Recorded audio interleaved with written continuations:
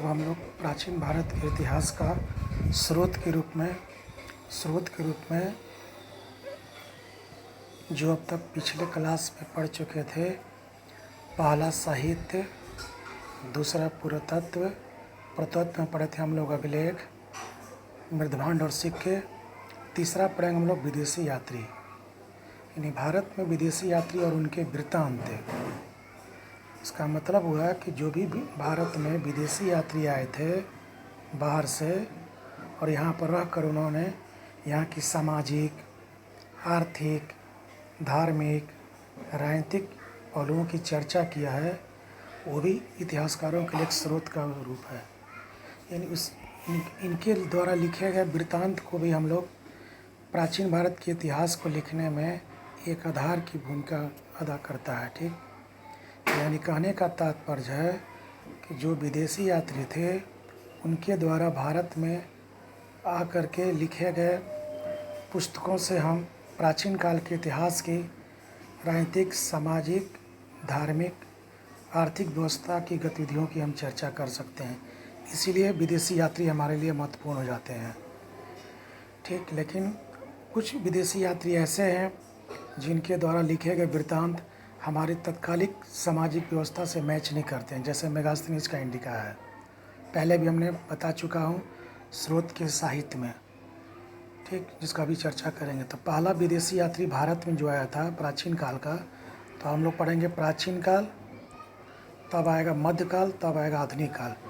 तो जब मध्यकाल पढ़ेंगे तो उसमें मध्यकाल में आए यात्रियों की चर्चा करेंगे क्रम से, और यहाँ हम लोग प्राचीन पढ़ रहे हैं तो क्रम से पढ़ेंगे। तो प्राचीन काल में सबसे पहले क्रम से आता है, सबको पता है, मेगास्थनीज। दूसरा आता है डायमेकस, तीसरा आता है डायनोसिस, चौथा फाहियान, पांचवा ह्वेनसांग और छठा इत्सिंग। ये 6 को ही चर्चा करेंगे। क्यों? क्योंकि भारतीय इतिहास 2.5 लाख BC से शुरू होकर प्राचीन इतिहास 750 AD तक समाप्त हो जाती है। तो हम लोग को प्राचीन इतिहास में 6 विदेशी यात्रियों की चर्चा करनी है। ठीक, जिसमें सबसे पहला है मेगास्थनीज का, हम लोग पहले भी चर्चा कर चुके हैं। यह पहला विदेशी यात्री था, यूनान का था। तो भारत में आने वाला पहला विदेशी यात्री कौन था? तो मेगास्थनीज था। कहाँ का था? यूनान का था। इसीलिए हम लोग इसीलिए देखते हैं हम लोग चौथे नंबर पर जब आया था फाहियान, जो चीनी यात्री था। जबकि यात्री क्रम में वो कौन नंबर पर है? फाहियान चौथे नंबर पर है, लेकिन चीनी यात्री के रूप में वो कौन नंबर है? पहले नंबर पर। आगे क्लास करेंगे हम लोग। यह सेल्यूकस का सेनापति था। जब देखेंगे हम लोग 305 BC में जब चंद्रगुप्त मौर्य ने सेल्यूकस को पराजित किया, तो सेल्यूकस ने बहुत सारे आर्थिक क्षेत्र दिए। उसके बाद उसने अपने दरबारी मेगास्थनीज को भारत में भेजा। ठीक, किसके दरबार में आया था? चंद्रगुप्त मौर्य के दरबार में। और आने के बाद इसने भारत का भ्रमण किया, दरबार का भ्रमण किया, भारत का भ्रमण किया, देखा। उसके बाद यहाँ की सारी गतिविधियों को उसने लिखा। हालांकि इसके इंडिका में लिखी गई बातें संदेहास्पद है, जो प्रतात्विक आधार पर इसकी बातों को काट दिया गया है। जैसे भारत में अकाल नहीं पड़ता बोला इसने, तो क्या कहा? भारत में अकाल नहीं पड़ता। जबकि हम पढ़ाए थे सौगोरा और महास्थान अभिलेख में। सौगोरा और महास्थान अभिलेख में क्या मिला है? वहाँ अभिलेख मिले हैं, वहाँ से अन्नागार का साक्ष्य मिला है, जो यह बताता है कि जब देश में अकाल पड़ता था तो उसी अन्नागार का लोग प्रयोग होता था। यानी अकाल पड़ता था तभी तो अन्नागार का प्रयोग होता था। इसलिए इसने कहा था कि भारत में अकाल नहीं पड़ता है, ये बात कट जाता है। तो भारत में क्या अकाल पड़ता था, लेकिन मेगास्थनीज जी ने क्या बोला? भारत में अकाल नहीं पड़ता। ठीक, मृत्युदंड नहीं था लिखा है, जबकि कौटिल्य का शास्त्र बोलता है मृत्युदंड था। ठीक, भारत में कहता दास प्रथा नहीं थी, जबकि भारत में दास प्रथा नहीं थी। वो यूनान का था, और यूनान में दास प्रथा के प्रति बहुत कठोर व्यवहार किया जाता। उनको संपत्ति रखने का अधिकार नहीं था, बेगारी उनसे कराया था। लेकिन भारत में इस तरह का दास प्रथा था, लेकिन उनके साथ कठोरता से व्यवहार नहीं किया था। इसीलिए उसने देखा तो कहा कि भारत में दास प्रथा नहीं थी, लेकिन जबकि भारत में दास प्रथा क्या थी। भारत में 7 प्रकार की जातियों की चर्चा किया है, इसका हम वीडियो में पिछले क्लास में बता चुके हैं, ठीक। उसने पटना को पुलिब्रथा का इसका बता चुके हैं, और कहा कि इसके संचालन के लिए 30 लोग होते थे, भी बता चुके हैं। कृष्ण को हेरेक्लिस का इसको बता चुके हैं। शिव को डायनोसिस का, ये कहाँ मिलेगा सब, तो सोर्सेस टॉपिक भागवत में मिलेगा सारा ये, ठीक। नेक्स्ट, दूसरा यात्री डायमेकस था। ये कहाँ का था, सीरिया का था। ये दूसरा यात्री बना, लेकिन सीरिया के मामले में कहा नहीं, सीरिया का पहला यात्री कौन बना, डायमेकस। लेकिन ओवरऑल ये कौन यात्री था, दूसरा। पहला कौन था, मेगास्थनीज। ये एंटिकोस प्रथम का दूत था, जो सीरिया का रहा था, बिंदुसार के दरबार में आया था, जो चंद्रगुप्त मौर्य का बेटा था। यानी इससे पता चलता है कि अपने पिता चंद्रगुप्त मौर्य की नीति को इसने आगे बढ़ाया, यानी विदेश नीति को इसने भी क्या किया, आगे बढ़ाया। कैसे विदेश नीति को आगे बढ़ाया, विदेश नीति को कैसे आगे बढ़ाया, क्योंकि इसने भी पिता की तरह दूर दराज के प्रांतों से संबंध बनाए रखा था। तीसरा यात्री डायनोसिस आया, जो मिस्र का था, और ये तीसरा यात्री बना। तो मिस्र के मामले में पहला और ओवरऑल तीसरा। टॉलमी द्वितीय का दरबारी था ये। तो बिंदुसार ने यहाँ भी अपना दूत भेजा था और बोला था कि यहाँ पर हमको मेरे पास दरबार में दूत भेजिए, और यह अशोक के समय भी रह गया, ठीक। नेक्स्ट, तो पहला यात्री मेगास्थनीज, दूसरा डायमेकस, तीसरा डायनोसिस, ठीक। नेक्स्ट, चौथा यात्री था फायान। ध्यान रखना है। चौथा यात्री कौन था, फायान। लेकिन पहला ये क्या था, चीनी यात्री था, क्योंकि चीन का था ये। कहाँ का था ये, चीन का। तो पहला चीनी यात्री कौन बना, फायान। ओवरऑल ये क्या था, चौथा यात्री, ठीक। और 399 से लेकर 414 BC तक एडी तक रहा, यानी 15 वर्ष तक भारत में निवास किया इसने। पूछता है कि भारत में कितने वर्ष तक रहा। पहला चीनी यात्री कौन था, फायान। पहला विदेशी यात्री कौन था, तो मेगास्थनीज। ये कौन क्रम पता, चौथा, ठीक। नेक्स्ट, ये किसके समय था, चंद्रगुप्त द्वितीय के समय में, और इसकी पुस्तक का नाम क्या था, फुकियोकी। अब आता है इस पुस्तक में उसने क्या क्या मेन वर्ण किया है। 4 जो वर्ण थे, ब्राह्मण, क्षत्रिय, वैश्य और शूद्र। इसमें कहा कि वैश्य सबसे सर्वश्रेष्ठ स्थिति में थे, मतलब टैक्स भरते थे, खेती करते थे, यानी जीव का अर्थव्यवस्था का आधार की धुरी थे, इसलिए सबसे अच्छा वर्ण कहा इसने। और कहा था कि काफ़ी शालीन लोग होते थे, व्यवहारपूर्ण थे, जबकि ब्राह्मणों को दम भी बताया था इसने। चंडाल को अस्पृश्य, माने चंडाल जो जाति थी प्राचीन काल में, जो देखते थे कि उत्तर वैदिक काल से शुरू हो रहा हो चंडाल जाति, उसकी इन्होंने भी चर्चा किया, जिससे पता चलता है कि चंडाल जाति अभी भी थी, जिसको अस्पृश्य कहा गया, छूत। मतलब इनके आने पर जब किसी के, मान लीजिए किसी के गांव में कोई गाय बैल मर गया, तो उसको उठाने के लिए जब आते थे तो डुगडुगी बजाते आते थे, कि परछाई तक लोग देखना पसंद नहीं करते थे। तो चंडाल को अस्पृश्य किसने कहा था, तो फाहियान ने। पूछ देगा कि चंडाल की पहली बार चर्चा किसने किया है, किस यात्री ने, फाहियान। जिससे पुष्टि हो जाती थी कि भारत में भी चंडाल रहते थे। तो इससे क्या पुष्टि हो जाती है कि भारत में चंडाल थे। पाटलिपुत्रा में यह 3 साल तक रहा, और कहा ये काफ़ी भव्य था। तो इसकी पाटलिपुत्रा की भव्यता का बखान फाहियान ने किया है। मतलब ये मौर्य काल से जो इसका निर्माण हुआ, वो गुप्त काल तक भी चलता रहा। और ये किस काल में था, ये गुप्त काल में। तो पूछेगा फाहियान किस काल में आया था, गुप्त काल में, ठीक। किसके समय आया था, चंद्रगुप्त द्वितीय के समय था। कौन यात्री था, पहला चीनी यात्री, ठीक। अब आता इसने कहा कौड़ी का प्रयोग किया है। कहा था कि लोग व्यवहार में ज़्यादातर कौड़ी का प्रयोग करते थे लेन देन के रूप में।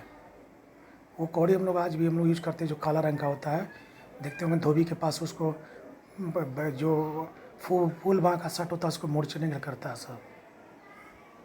नेक्स्ट आता है यात्री चीनी यात्री ह्वेनसांग। इसके बारे में कहा था कि दूसरा चीनी यात्री था, और ये नंबर पर कौन था, 5वें नंबर पर था। किसके समय आता, हर्ष के समय में। कितने वर्ष भारत में रहा, 16 वर्ष तक रहा था।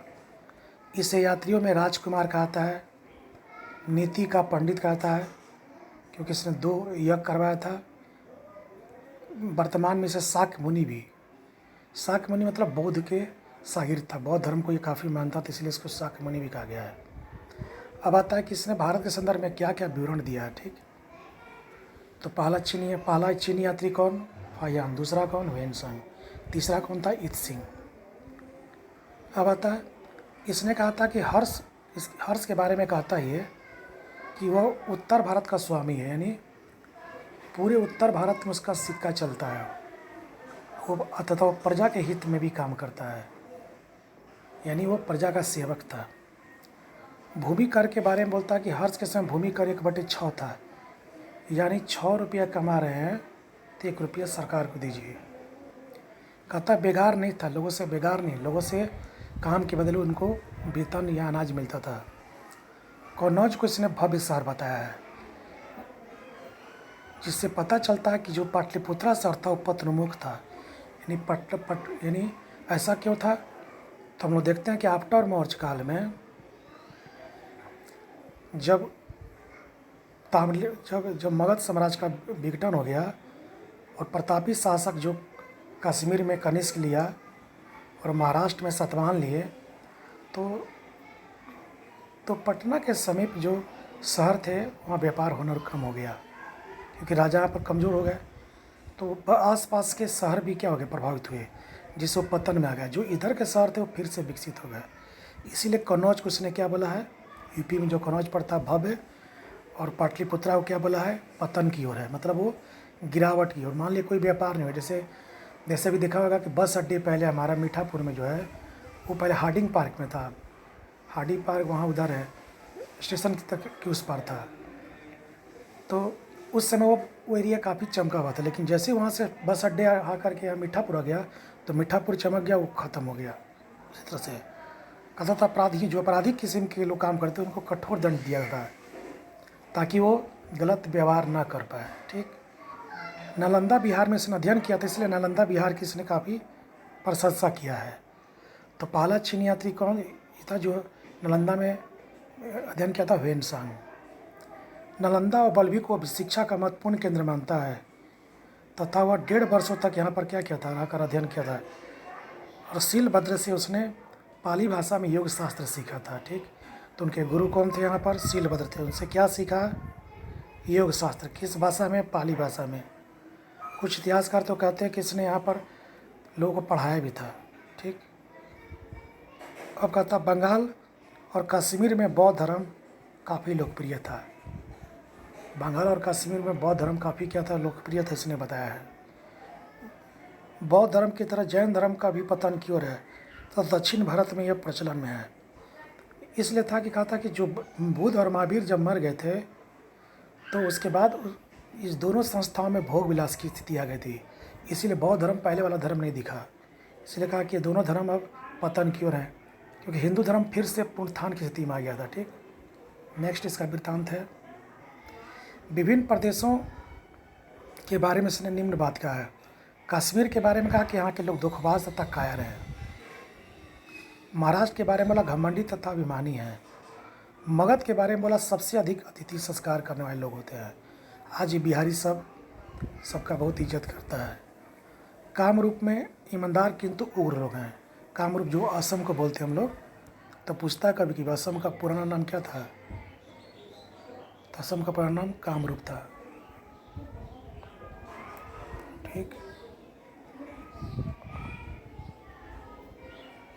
नेक्स्ट बंगाल के बारे में बोला विद्वानों का कद्र करने वाला है। यही इसीलिए देखोगे कि बंगाल में साहित्य के रूप में, कला के रूप में काफ़ी आगे लोग हैं। और देखोगे जब फुटबॉल होता है तो वहाँ पर बहुत इज्जत करता है सब लोग, विदेशी लोग हैं। तो आज भी ये परंपरा है। ठीक, अब आता है कि वर्ण, ये तो था राज्य के बारे में, किन किन जनपदों के बारे में क्या कहा। अब आता वर्ण संकर तथा अस्पृश्य जातियाँ थी, यानी चंडाल को इसने भी कर देखा था। यानी चंडाल समझो उत्तर वैदिक काल शुरू होकर उत्तर काल तक भी थे, आज भी हैं लोग हैं। ब्राह्मण सबसे सम्मानित व्यक्ति है बोल रहा था, सम्मानित व्यक्ति हैं, ब्राह्मण के बारे में बोला है। क्योंकि ब्राह्मण, आज भी हम लोग ब्राह्मण का काफ़ी सम्मान करते हैं हम उनका। आज भी हमारे घर में जब आते हैं लोग तो उनको हम लोग इज्जत से बैठाते हैं, खाना खिलाते हैं, ठीक। और ब्राह्मण का सम्मान भी करना चाहिए, क्योंकि हमारा वो ज्ञानी है और वो हमें अच्छा बात ही सिखाता है लोग, ठीक, संस्कार सिखाता है। अगर ब्राह्मण आज ना होता लोग तो पूजा पाठ कराने में दिक्कत होती, सेवा करने में दिक्कत होती पूरा। तो इससे हमको संस्कार मिलता है कि हमारे समाज में कुछ ऐसे वर्ग हैं जो हमारे लिए अच्छे काम करते हैं, तो उनकी हमको सेवा करनी चाहिए। इवन हम लोग पढ़ेंगे, अशोक भी अपने अभिलेख में 12वें में कहता कि सभी धर्मों के प्रति, चौथे अभिलेख में भी कहता उसने कि ब्राह्मण और भिक्षुओं के साथ आदर से करो। तो जो इतने महान राजा जब ब्राह्मणों का आदर किए, तो हम लोग का भी इसका आदर करना चाहिए। नेक्स्ट, शूद्रों की संख्या सबसे अधिक है। इसलिए अधिक है कि इस समय अधिक क्यों थी? एक तो भारत में जो शूद्र थे, चौथे नंबर पर उनका जो छोटे छोटे काम करते थे वो भी शूद्र की श्रेणी में आ गए। और जो विदेशी आए थे आक्रमणकारी, जैसे विदेशियों का ग्रीक, इंडो, सुंग, कणव, ये सब जो आए थे, सुंग नहीं, शक, हूण, कणव, और ताकि वे लोग भारत की संस्कृति में मिल ना जाए और ब्राह्मणों की नीतियों का विरोध न करें, इसीलिए ब्राह्मणों ने कहा था कि इनको भी शूद्र की श्रेणी में रखो। इसलिए शूद्र सबसे अधिक हो गए थे। तो जब आया था वेन-सांग तो उसने देखा कि भारत में शूद्रों की संख्या अधिक है। कहता सिंध तथा मतिपुर का राजा शूद्र थे। तो इसका मतलब ये नहीं कि हमारे देश के शूद्र, जो भारत से बाहर आए थे, भारत के बाहर से जो भारत में आए थे और उनको भारत में न मिल पाए भारत की संस्कृति में, इसलिए उनको शूद्र कहा था लोगों ने, ब्राह्मणों ने कहा था।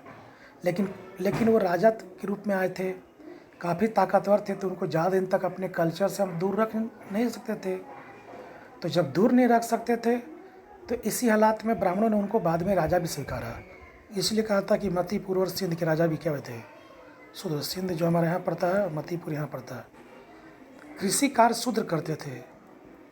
इसलिए करते थे कि हम देखते हैं कि मौर्य काल, आफ्टर मौर्य काल में जब ट्रेड बढ़ा, व्यापार बढ़ा विदेशियों से, तो जो कृषि का काम जो वैश्य वर्ग करते थे वो व्यापार जुड़ गए। तो कृषि वर्ग जब खाली हो गया तो शूद्र लोगों ने कृषि काम करना शुरू कर दिया। इसीलिए हम देखते हैं कि जब गुप्त काल में आकर के व्यापार में गिरावट आती है, तो फिर से वैश्य वर्ग के लोग कृषि की ओर जाते हैं। तो शूद्रों और वैश्यों में विभिन्नता करना मुश्किल हो जाता है कि कौन वैश्य है कौन शूद्र है। निष्कर्ष से क्या हुआ? तो जब शूद्र को क्या मिला? राजा का पद मिला। शूद्र को क्या मिला? कृषि मिला। तो इनकी सामाजिक और आर्थिक प्रतिष्ठा में क्या आई? यानी जो शूद्र को पहले हम लोग चौथे वर्ण के श्रेणी होते थे, उनको वेद पढ़ने का अधिकार नहीं देते थे, अब उनको इस सारा अधिकार धीरे धीरे मिलेगा। आज भी हालांकि ये लोग काफ़ी पिछड़े हैं।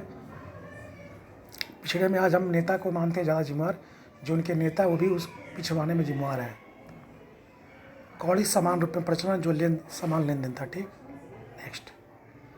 नेक्स्ट कहता है वेन-सांग कि ब्राह्मण धर्म का केंद्र प्रयाग में, आज भी प्रयाग है जिसको हम इलाहाबाद बोलते हैं। यहाँ प्रत्येक 5 वर्ष पर मोक्ष होता है। आज होता है 6 वर्ष पर होता है मोक्ष की प्राप्ति के लिए। यहाँ पर मेला लगता है, बड़ा बड़ा मेला लगता है, दिखता है 12, इसको कुंभ, अर्ध कुंभ बोलते हैं। फिर 12 वर्ष का महाकुंभ लगता है, ठीक। और स्नान करते हैं गंगा में, मोक्ष की प्राप्ति पाते हैं, जिसको मोक्ष परिषद कहा जाता है। आज भी आयोजन होते रहता है कुंभ मेला। अब आया था छठा विदेशी यात्री और तीसरा चीनी यात्री था।